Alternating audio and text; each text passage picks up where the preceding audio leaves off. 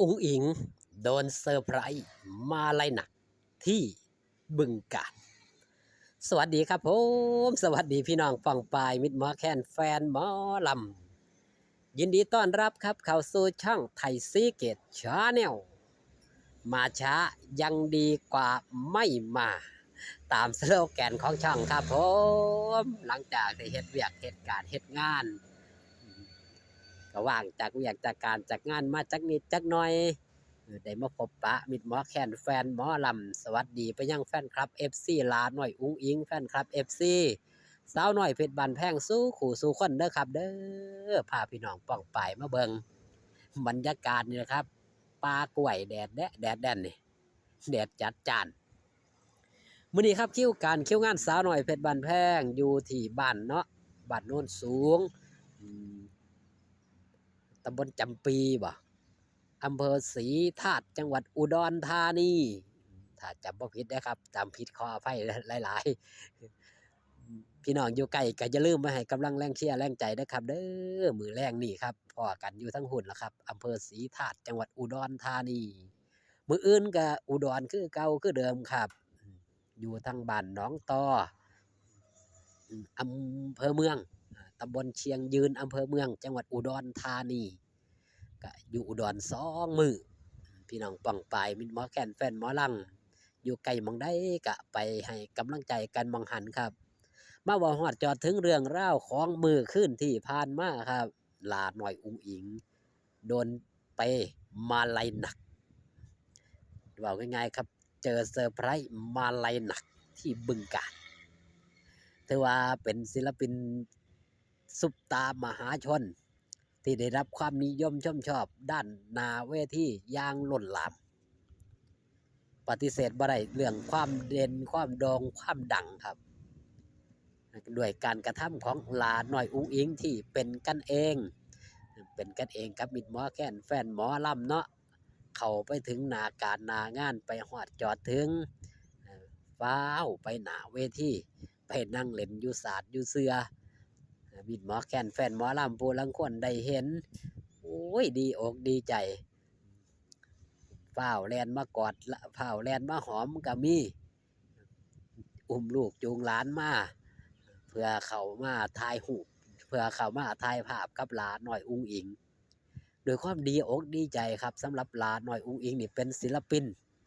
ที่มีแฟนคลับ FC นี่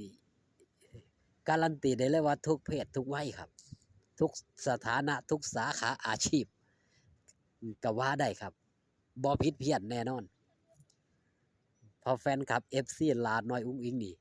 ถือว่าเป็นศิลปินหนึ่งเดียวที่มีแฟนคลับ FC มีอยู่แทบทุกบ่องแทบทุกบอล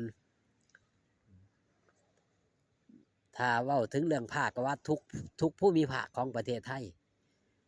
ที่เป็นแฟนคลับ FC ศิลปินที่อยู่ในวงการหมอลำแต่สร้างชื่อสร้างเสียงดังไกลไปในระดับโลกบ่ธรรมดาครับ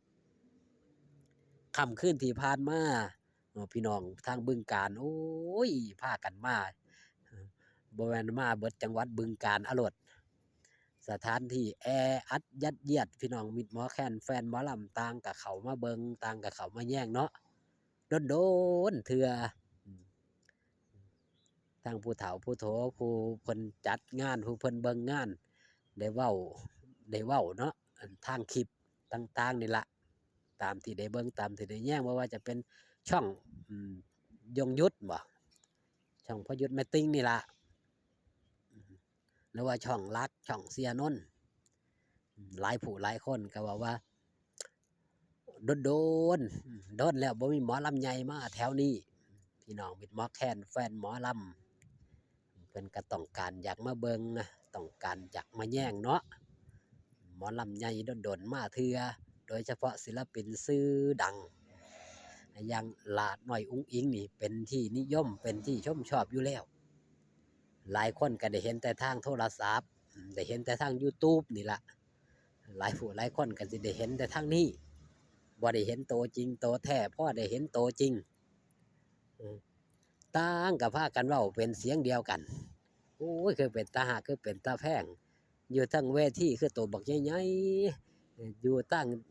อยู่ตารางเวทีคือโตๆน้อยๆเตาะหน้าฮักเป็นตาฮักเป็นตาแพงเป็นตาอุ้มเอาไปบ้านนั่นคือความเป็นจริงที่มันเกิดขึ้นครับด้วย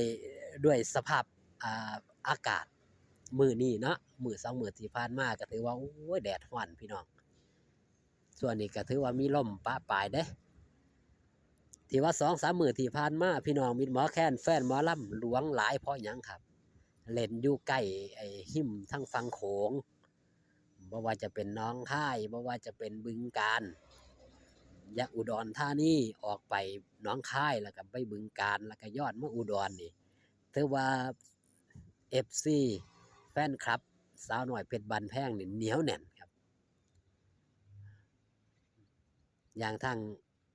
กลุ่มภาวะเนาะหรือว่าชัยว่านมื้อก่อนนี่ก็โอ้ยหลายคักหลายแน่สำหรับทีมงานสาวน้อยเพชรบ้านแพงไปทำการแสดงพี่น้องมิตรหมอแคนแฟนหมอลำให้การต้อนรับ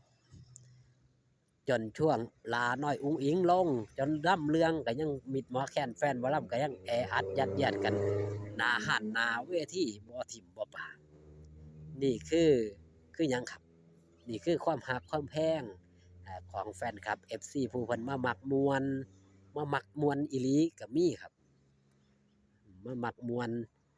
ผู้เฒ่าผู้โทเพิ่นก็หลายผู้หลายคนก็เว้าอยากมาฟังล่ำอยากมาฟังล่ำก็ต่างๆนาครับมื้อคืนก็ถือว่าหลาน้อยอุ๊งอิงนี่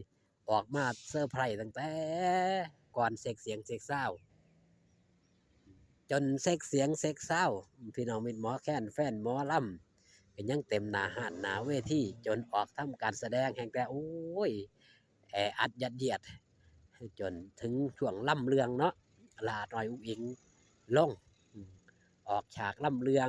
มิตรหมอแคนแฟนหมอลำก็โอ้ยให้การต้อนรับหลายอีหลีมื้อแลงอย่าลืมอย่าพลาดครับมาให้กำลังแรงเชียร์แรงใจหลานน้อยอุ๊งอิงพร้อมทีมงานชาวคณะอยู่ที่อำเภอศรีธาตุจังหวัดอุดรกันหลายๆนะครับเด้อขอบคุณที่มาเบิงขอบคุณที่มาแย่งช่องไทยซีเกตชาแนลคลิปนี้ฝากตอนเอาไว้แต่เพียงซ้ำนี้ถือว่าพี่น้องมิตรหมอแคนแฟนหมอลำนี่ได้เข้ามาซอยกันเบิงซอยกันแย่งซอยกันส้มซอยกันเสียซอยกันแซ่เพื่อเป็นกำลังใจในการสร้างสรรค์คลิปต่อๆไปผิดพลาดประการใดขออภัยหลายๆด้วยครับเด้อพอกันคลิปหน้าสบายดีครับผม